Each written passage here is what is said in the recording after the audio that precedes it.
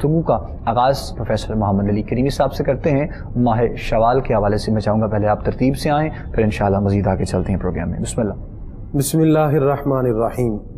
ومن الناس من یشری نفسہ ابتغاء مرضات اللہ واللہ رؤوف بالعباد، صدق اللہ العظیم۔ اللہ رب العزت نے اپنے محبوب کی امت کو بڑی عظمتوں سے نوازا اور بہت سے ایام، دن، مہینے ایسے عطا کیے جن میں ہم بہت سا عمل کر کے اللہ کی بارگاہ سے بہت سا اجر حاصل کرتے ہیں۔ بے شک۔ جیسے کہ رمضان المبارک کے بعد شوال کا مہینہ آتا ہے تو اس کے 6 روزے رکھ لیے جائیں تو پورے سال روزہ رکھنے کا اجر اور ثواب مل جاتا ہے۔ تو اس طرح شوال المکرم بہت سی عظمتیں، برکتیں اپنے دامن میں رکھتا ہے۔ ہم چونکہ نسبتوں کے قائل ہیں اور اس ماہ کے اندر بہت سی نسبتیں ہیں، خاص طور پر 15 شوال، جیسے کہ آج 15 شوال ہے اور 15 شوال کو آقا علیہ الصلوۃ والسلام کے بڑے ہی پیارے چچا جن کو آقا علیہ الصلوۃ والسلام بہت ہی محبتوں سے نوازتے، حالانکہ سرکار کے چچا حضرت عباس سرکار کو بڑے محبوب تھے، ان سے بھی زیادہ جو پیار ملا، محبت جو سرکار جن سے کرتے تھے وہ جناب حضرت حمزہ بن عبد المطلب رضی اللہ تعالی عنہ ہیں۔ تو ان کا چونکہ شہادت کا دن ہے اور آقا علیہ الصلوۃ والسلام خصوصی طور پر ان کی محبتوں کا ذکر کیا کرتے تھے، تو آج بھی ہم بزم سجا کر ان کی محبتوں کا ذکر کرتے ہیں۔ الحمدللہ۔ نبی کریم صلی اللہ تعالی وسلم کی اگر اہل بیت کی بات کریں تو حضرت شاہ عبدالحق محدث دہلوی رحمۃ اللہ تعالی علیہ نے اہل بیت کی 3 اقسام ذکر کی ہیں، جن میں ایک اہل بیت نسب ہے۔ اہل بیت نسب سے مراد آقا علیہ الصلوۃ والسلام کے دادا حضرت عبد المطلب کی جتنی اولاد اسلام قبول کرتی ہے وہ ساری اہل بیت نسب میں ہیں، جن میں حضرت امیر حمزہ بھی ہیں، یہ اہل بیت میں آتے ہیں۔ نبی کریم صلی اللہ علیہ وسلم سے اگر خاندانی پس منظر دیکھیں تو یہ آقا علیہ الصلوۃ والسلام کے دادا حضرت عبد المطلب کے بیٹے ہیں اور سرکار کے اللاتی چچا ہیں۔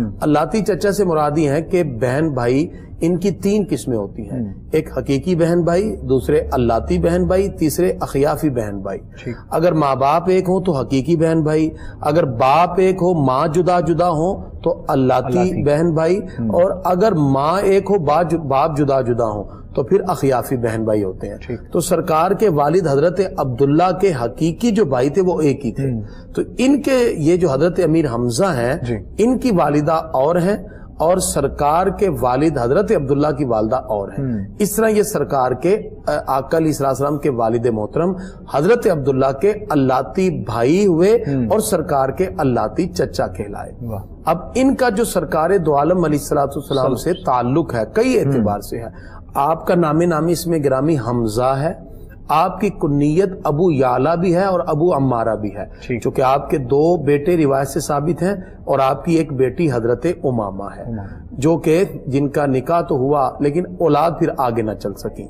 حضرت امیر حمزہ رضی اللہ عنہ، ان کو امیر کیوں کہتے ہیں؟ ان کا نام تو حمزہ ہے اس لیے کہ سرکار دو عالم علیہ الصلوۃ والسلام نے مدینہ منورہ کی بادشاہت ان کو عطا فرمائی ہے، مدینہ کی امارت ان کے پاس ہے، ان کو امیر مدینہ ہونے کی وجہ سے امیر حمزہ کہا جاتا ہے، وغیرہ ان کا نام حمزہ بن عبد المطلب ہے۔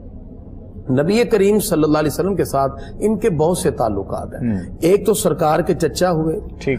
اور نبی کریم صلی اللہ علیہ وسلم سے دوسرا ان کا تعلق یہ ہے کہ ابو لہب کی جو لونڈی سویبہ ہے ان کا دودھ انہوں نے بھی پیا اور ہمارے پیارے نبی صلی اللہ علیہ وسلم نے پیا، تو یہ سرکار کے رضائی بھائی بھی بن گئے، 2 رشتے۔ تیسرا جو ان کی والدہ ہیں حضرت حالہ بنت وہب، یہ سرکار کی والدہ حضرت آمنہ رضی اللہ تعالی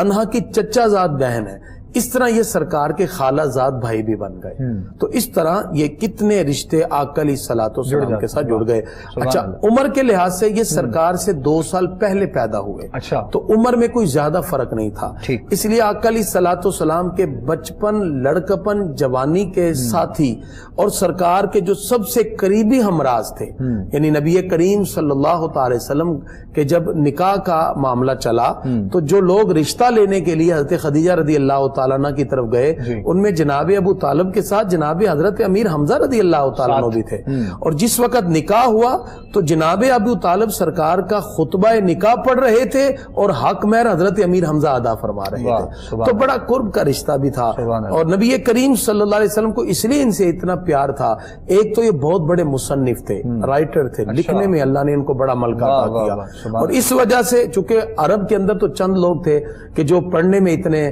زیادہ زیرک ہوں، تو ان کا ایک یہ طرح امتیاز تھا۔ اور آقا علیہ الصلوۃ والسلام کے ساتھ گہری قربت، کیونکہ عمر بھی قریب تھی اور نبی کریم صلی اللہ علیہ وسلم کے رضائے بھائی بھی تھے، چچا بھی تھے اور خالہ زاد بھائی بھی تھے، اتنے رشتوں کی وجہ سے آقا علیہ الصلوۃ والسلام ہر معاملے میں مشاورت میں ان کو اپنے ساتھ رکھتے۔ حرب فجار ہو اس میں بھی ان کی شرکت ہے، اسی طرح حلف الفضول ہو اس میں بھی ان کی شرکت ہے، یعنی جتنے کانٹیکٹ مکہ شریف میں ہوئے اس وقت، تو آقا علیہ الصلوۃ والسلام جیسے حلف الفضول میں تھے، حرب فجار، اسی طرح سرکار کے یہ چچا حضرت امیر حمزہ رضی اللہ تعالیٰ بھی سرکار کے ساتھ ان میں شریک رہے، اور پھر نبی کریم صلی اللہ تعالی علیہ وسلم کے ساتھ ان کی اتنی گہری محبت اور اتنی زیادہ عقیدت ہو گئی کہ سرکار دو عالم علیہ الصلوۃ والسلام ابھی اعلان نبوت سے پہلے کی بات ہے، چونکہ یہ شکار کے بڑے شوقین تھے اور یہ تیر کمان لے کے نکل جاتے اور جنگلوں میں جا کے شکار کر کے آتے، اور آقا علیہ الصلوۃ والسلام کو پھر اپنی داستانیں سناتے۔ نبی کریم صلی اللہ علیہ وسلم بڑے ان سے خوش ہوتے اور ان کے معاملات میں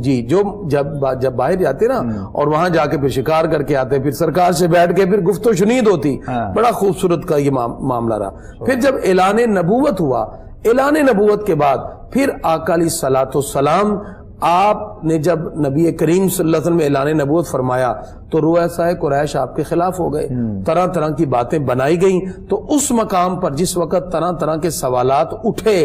اس وقت اگر کسی نے آقا علیہ الصلوۃ والسلام کا حوصلہ بڑھایا تو حضرت خدیجہ رضی اللہ تعالی عنہا ایک طرف، جناب ابو طالب کی جان ساریاں ایک طرف، تو حضرت امیر حمزہ رضی اللہ تعالیٰ عنہ ان کی بہت سی جان ساریاں آقا علیہ الصلوۃ والسلام کے ساتھ محبت، اتنا محبت کا تعلق تھا کہ ہر مقام پر حوصلہ دینے کے لیے یہ اپنے